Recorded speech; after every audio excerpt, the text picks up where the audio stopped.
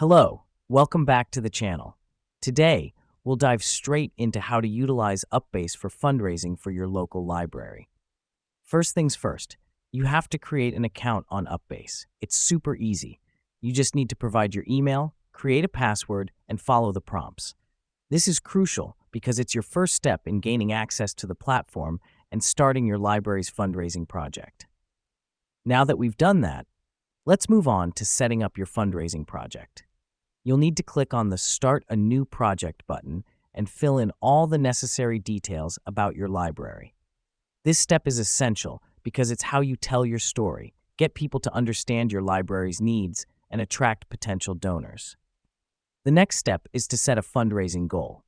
Be realistic yet ambitious. The reason we do this is to give potential donors a clear idea of what you're trying to achieve and how their contribution can help. Once you've set your fundraising goal, it's time to share your project.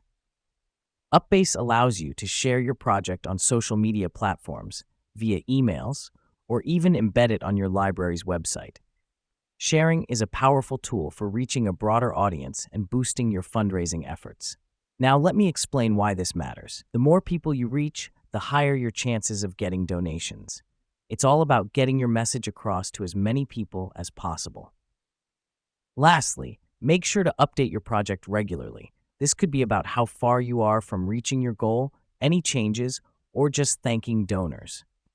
This helps us because it shows transparency and keeps the donors engaged, making them more likely to donate again or share your project. Next up, we're winding down. You've now learned how to use UpBase for fundraising for a local library. Remember, the key is creating a compelling project, setting a realistic goal, sharing your project widely, and keeping your donors updated. That's it, folks. Keep those pages turning, and see you in the next tutorial.